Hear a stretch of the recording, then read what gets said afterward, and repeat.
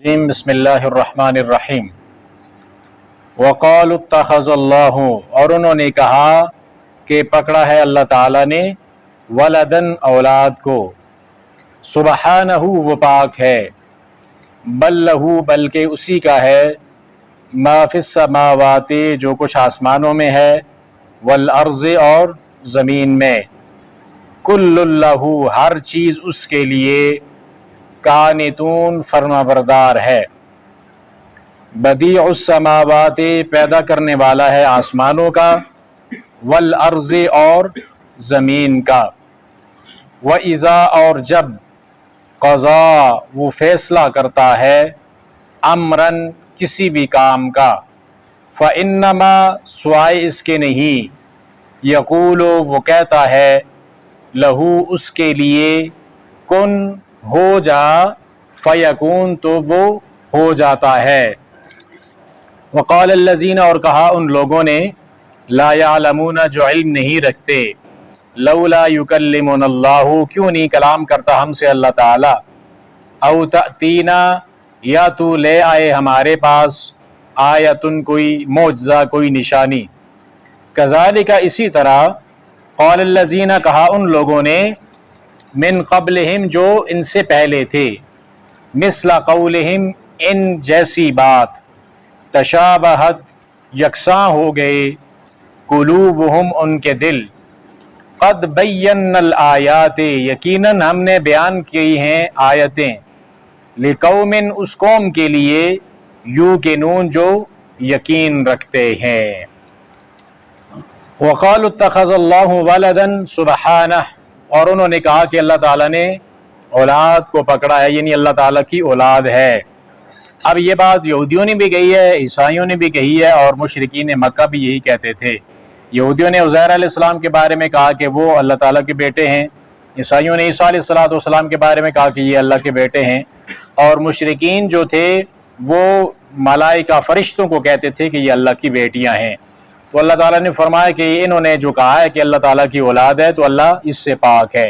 رب العالمین کی جو ذات ہے اس کے لیے اولاد کا ہونا ایک عیب کی بات ہے۔ انسان جو ہے اس کے لیے اولاد کا ہونا ایک اس کی بیوٹی ہے، خوبصورتی ہے، انسان چاہتا ہے کہ اس کی اولاد ہو، لیکن اللہ تعالیٰ کے لیے اولاد یہ اس رب العالمین اس چیز سے پاک ہے، کائنات کا رب، یہ اولاد ایک کمزوری ہے، اور رب العالمین ہر طرح کی کمزوری سے اور ہر طرح کے نقص سے پاک اور صاف ذات ہے۔ اللہ رب العالمین کی ذات کو اولاد کی ضرورت نہیں ہے۔ بل لہ ما فی السماوات والارض بلکہ اسی کا ہے جو کچھ آسمانوں میں ہے اور زمین میں ہے۔ وہ رب جو زمین و آسمان کے اندر جتنی بھی چیزیں ہیں ان ساری چیزوں کا وہ اللہ بادشاہ ہے، اکیلا، پیدا بھی اسی نے کی ہیں زمین و آسمان کی تمام تر چیزیں، اور ان چیزوں کا مالک بھی ہے۔ قل لہ قانتون ہر ایک چیز اس کی فرما بردار ہے، جو کچھ زمین میں ہے، جو کچھ آسمانوں میں ہے، یہ سب کچھ اللہ تعالیٰ کا فرما بردار ہے۔ اب یہ جو قانتون ہے، قنوت، یہ اس کے چار معنی ہیں۔ ایک تو معنی اس کا ہے بندگی، اطاعت اور فرما برداری۔ اس کا اللہ تعالیٰ نے قرآن پاک میں ذکر کیا ہے، سورہ آل عمران کی آیت نمبر 43 میں، یا مریم اقنتی لربک، اے مریم اپنے رب کے لیے فرما بردار ہو جا۔ دوسرا اس کا معنی ہے لمبا قیام۔ نبی علیہ السلام سے سوال کیا گیا کہ کون سی نماز افضل ہے، تو آپ علیہ السلام نے فرمایا کہ طول القنوت، جس کا قیام لمبا ہو وہ نماز سب سے افضل ہے۔ تیسرا اس کا معنی ہے سکوت، خاموشی۔ زید بن ارقم رضی اللہ تعالیٰ عنہ ارشاد فرماتے ہیں کہ ہم پہلے نماز کے اندر بات کر لیا کرتے تھے، کوئی ضروری بات ہوتی تھی تو نماز کے اندر ہی ہم ایک دوسرے سے بات کر لیا کرتے تھے، حتیٰ کہ قرآن پاک کی یہ آیت سورۃ البقرہ کی آیت نمبر 238 نازل ہوئی، وَقُومُوا لِلَّهِ قَانِتِينَ، کہ اللہ کے لیے فرما بردار بن کر کھڑے رہو خاموشی کے ساتھ۔ تو ہم نے نمازوں کے اندر بات کرنا چھوڑ دی پھر اس آیت کے اترنے کے بعد۔ چوتھا اس کا جو معنی ہے وہ دوام ہے، ہمیشگی ہے، یعنی چار قسم کے معنی اس قانتین کے اندر پائے جاتے ہیں کہ ہر ایک کائنات کی ہر ایک چیز ایک تو اللہ تعالیٰ کی فرما بردار ہے، اور وہ اللہ رب العالمین کے لیے قیام بھی کرتی ہے، عبادت بھی کرتی ہے، اور کائنات کی ہر چیز خاموشی کے ساتھ اللہ تعالیٰ کی فرما برداری کے اندر لگی ہوئی بھی ہے، اور یہ کام دوام کے ساتھ، ہمیشگی کے ساتھ ہو رہا ہے۔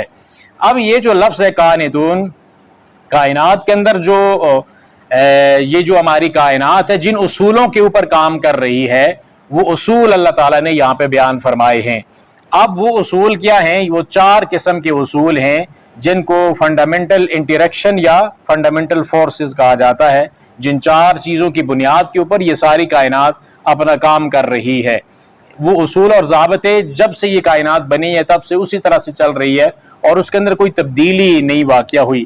اس میں سب سے پہلی چیز گریویٹیشن ہے، دوسری چیز الیکٹرو میگنیٹک ہیں، اور تیسری چیز جو ہے اس کو انٹریکشن بولتے ہیں، اور یہ 2 طرح کی ہوتی ہے، ویک اور سٹرانگ۔ یہ 2 انٹریکشن ہیں جن کے اوپر کائنات چل رہی ہے۔ اور چوتھی چیز ہے accelerated expansion of the universe due to cosmic inflation.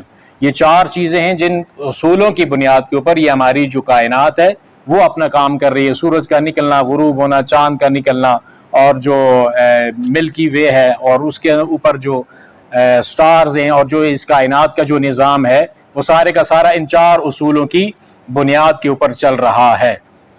اب ایک اسٹرونومر ہے ولیم کیل اس کا نام ہے، اور اس نے 2 باتیں بڑی عجب سی کہی ہیں جس کے بارے میں قرآن پاک بھی اس کے بارے میں بات کرتا ہے۔ وہ یہ کہتا ہے کہ the properties of the universe are all same for all observer. جو بھی انسان کائنات کے اندر کائنات کو آبزرو کرنے کی کوشش کرے گا تو کائنات کی ایک جیسی خصوصیات پائے گا۔ ایسا نہیں ہے کہ ایک بندہ کائنات کو آبزرو کر رہا ہے اور اس کو کوئی اور چیز ملے گی اس کائنات میں اور دوسرے کو اور ملے گی۔ ایک طرح کی خصوصیات کہیں سے بھی دنیا کے کسی خطے سے بھی وہ کائنات کو آبزرو کرے گا تو ایک جیسی کائنات اس کو ملے گی۔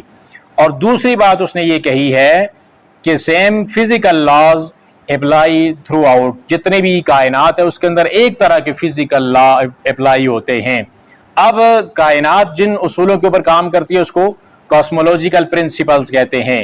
کائنات کو کوئی بھی انسان جہاں سے بھی دیکھے گا ایک جیسا ہی اس کائنات کو پائے گا۔ یہ خوبصورتی ہے اللہ تعالیٰ کی بنائی ہوئی اس کائنات کی۔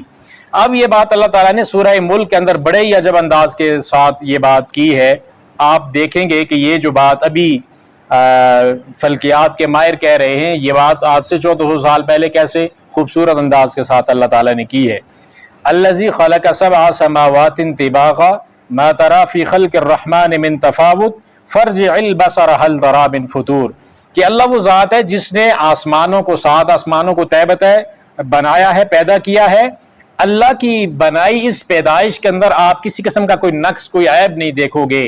فرج البصر هل تری من فطور، اللہ نے فرمایا دیکھو، غور سے دیکھو، آبزرو کرو اس چیز کو کہ کیا کائنات جو اللہ تعالیٰ نے بنائی ہے، یہ آسمان جو اللہ نے بنائے ہیں، تو کیا اس کے اندر کسی قسم کا کوئی فطور، کوئی نقص، کوئی عیب آپ کو ملتا ہے؟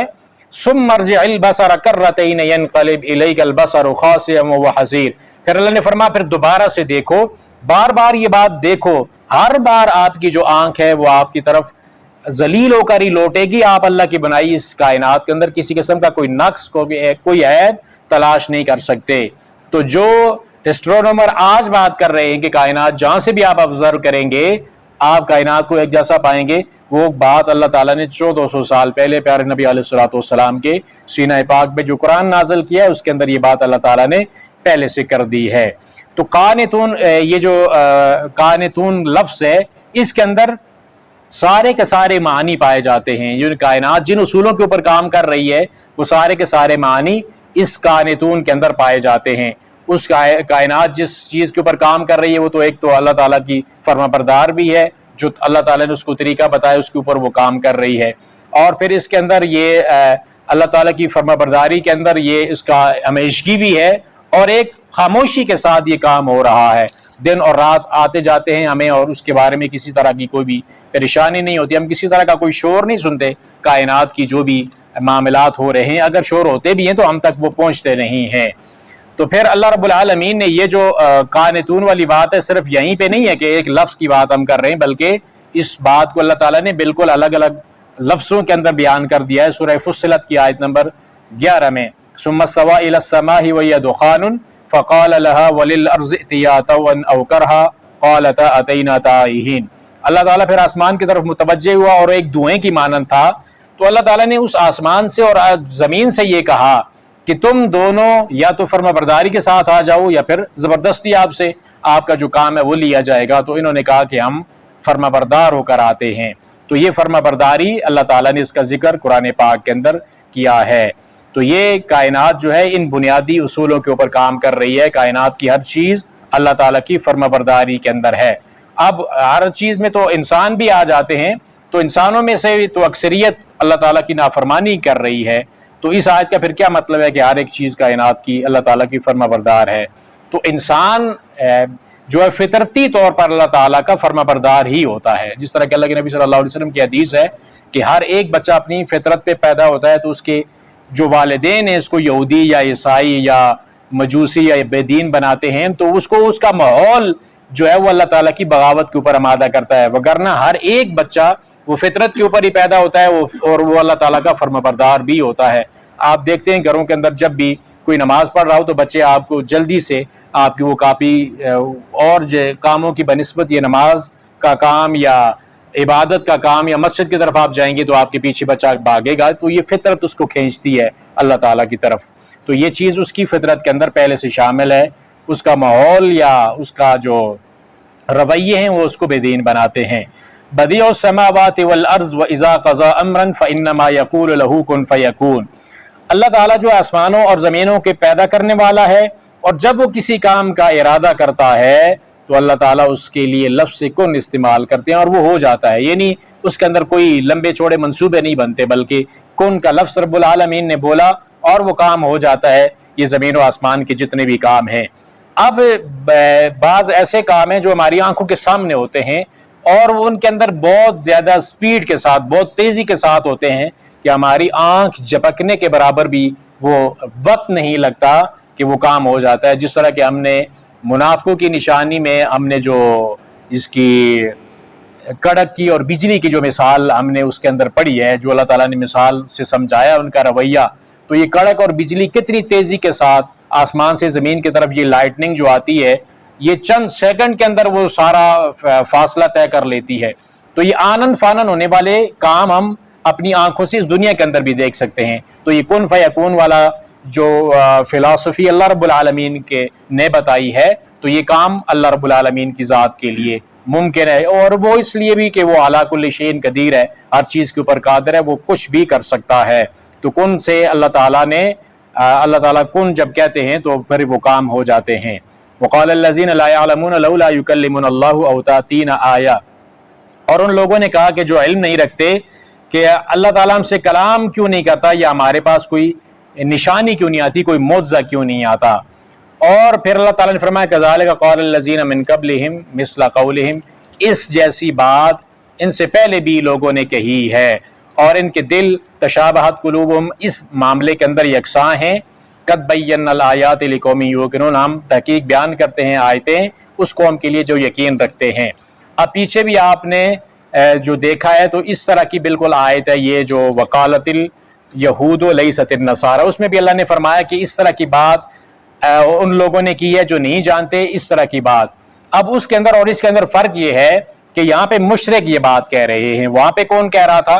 وہاں پہ یہودی کہہ رہے تھے کہ عیسائی جو ہیں وہ کسی دین پر نہیں ہے، اور عیسائی کہہ رہے تھے کہ یہودی کسی چیز کے اوپر نہیں ہے۔ اور اس جیسی بات پھر اللہ تعالیٰ نے فرمایا کہ مشرکوں نے بھی کہی ہے کہ یہ جو مسلمان ہیں یا یہ اللہ کے نبی صلی اللہ علیہ وسلم ہے، یہ کسی دین کے اوپر نہیں ہے، بلکہ یہ معاذ اللہ ان کو گمراہ سمجھتے تھے اور خود اپنے شرک کو صحیح سمجھتے تھے۔ یہاں پہ مشرک یہ کہہ رہے ہیں کہ کیا ہم سے اللہ تعالیٰ کلام کیوں نہیں کرتا، اور یا ہمارے پاس کوئی معجزہ کیوں نہیں آتا۔ اب اس جیسی بات کس نے کہی ہے اس سے پہلے؟ آپ کو یہ پتہ ہے، پہلے آپ پڑھ چکے ہیں کہ اس طرح کی بات کہ اللہ تعالیٰ ہم سے کلام کیوں نہیں کرتا یا کوئی ہمارے پاس معجزہ نہیں آتا، اس طرح کی بات مشرکوں کی جیسی بات کہ پہلے کس نے کی ہے؟ بنی اسرائیل نے کی ہے۔ تو اللہ تعالیٰ فرماتے ہیں کہ اس طرح کی بات ان لوگوں نے پہلے کی ہے جو ان سے پہلے تھے، ان جیسی بات کی ہے۔ تو یہاں سے مراد یہودی ہیں، اور اس پچھلی والی آیت میں مراد مشرک تھے۔ یہ اس آیت کے اندر ایسا لگتا ہے کہ الفاظ جیسے ایک جیسے الفاظ لگتے ہیں، لیکن یہ دونوں الگ الگ باتیں ہیں۔ تشابہت قلوبہم، ان دونوں کے دل یکساں ہیں۔ انہیں جس طرح یہودیوں نے یہ مطالبہ کیا تھا بنی اسرائیلیوں نے کہ ہم اللہ کو سامنے دیکھنا چاہتے ہیں، اسی طرح مشرکوں نے بھی کہا کہ آپ اللہ تعالیٰ کو ہمیں دکھا دیں یا ہمارے پاس کوئی معجزہ آنا چاہیے تب ہم جا کر ایمان لائیں گے۔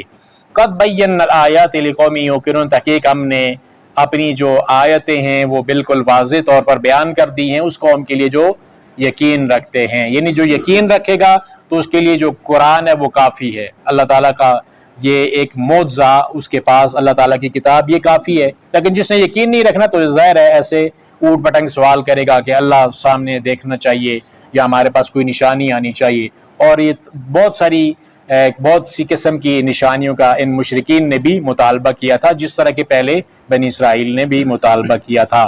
جس نے یقین کرنا ہے، جس نے ایمان لانا ہے، ایمان کا مطلب ہی یقین ہے، تو جس نے ایمان لایا ہے وہ اس طرح کی باتیں نہیں کرتا. تو جس نے یقین ہی نہیں کرنا تو وہ ظاہر ہے طرح طرح کے سوال لازمی طور پر کرے گا.